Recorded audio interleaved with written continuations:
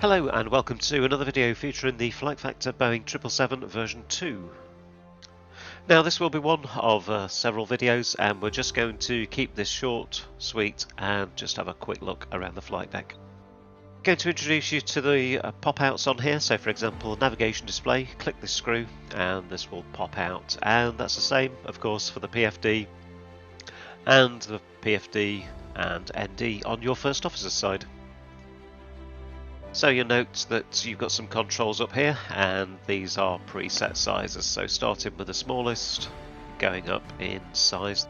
I've just popped out the captain's and first officer's PFD. Note that you've got a title on there anyway, so if you do mix those around, it's easy enough to identify. So another question that gets asked a lot is, how do you sync your altimeters? Well, we need to set this here to 1014, so we're going to set that over to HPA and just go 1014, and watch what happens here when we click on the hidden click spot on the right hand side there, top right of the EFIS. It just changes that. Okay, so the next thing we're going to want to do is just blank out the barrow, so I'm just going to hit reset on that one, and top left corner of the EFIS will synchronise that over as well.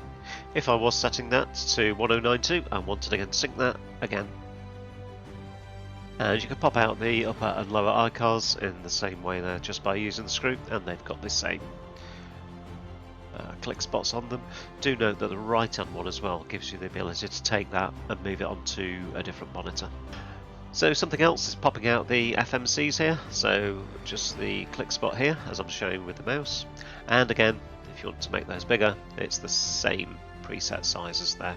You can resize this just using the standard FlightFactor way, just dragging in the title and making that your own size should you wish to do so.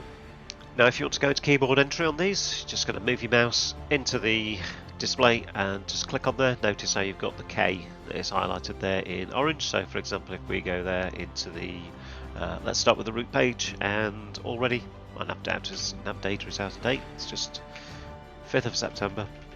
Anyway, just showing you there, you can use the keyboard entry should you wish. Just to get out of that, you can click on there and you can see that you're no longer in keyboard entry mode.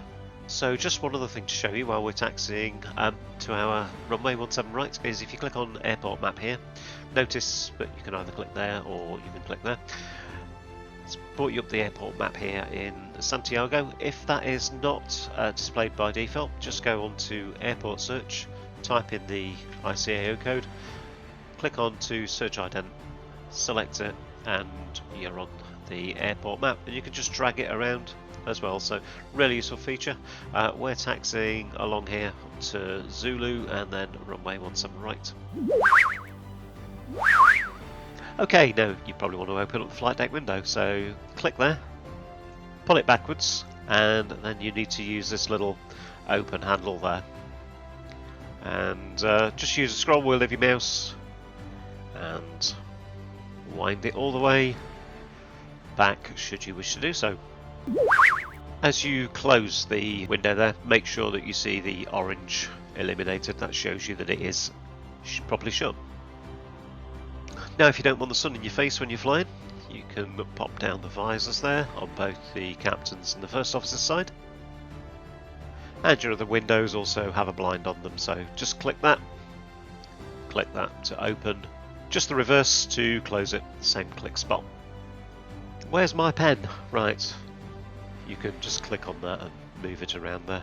Now the detail on this plane is quite staggering, and if you have a look down here, this little handle that you can move gives you the ability, and you do this in the real flight deck, if you wanted to move the rudder pedals a little bit forwards or backwards of their current position. So for example, if you are a bit of a vertically challenged person like myself, I might have them all the way back there, and if you're a bit tall, you might be whizzing them all the way back that way, for example.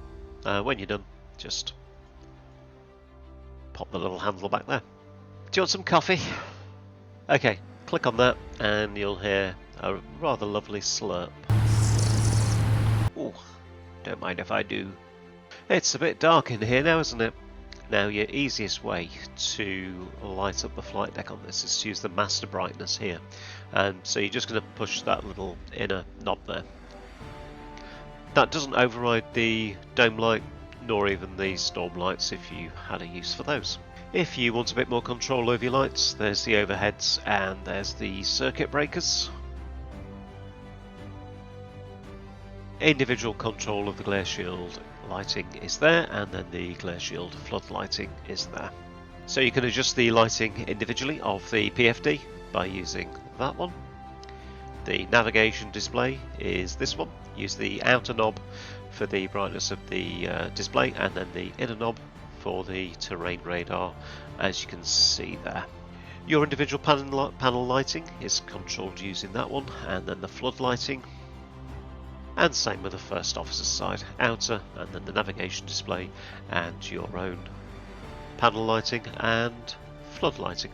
Now these do not seem to work. If I put this onto foot low or high, I cannot feel heat on my feet, and if I put this on the shoulder, I can't feel any heat on my shoulder. Your centre pedestal lighting is controlled using that knob there, so when we just turn that up, you've got the inner and the outer one as well, controlling the panel light. Let's have a look at the pilot's chairs. So if you want to adjust the headrest pitch, you can do that. Do you want to recline your chair as well? Go ahead, there's one of those either side. So to move the chair, it's on a J track, so it goes over to the left, and then you can use a scroll wheel on the mouse to move that in position. And of course the little armrests move as well if you wish to do that. You can stow this little table as well just here. You just need to find the click spot on there.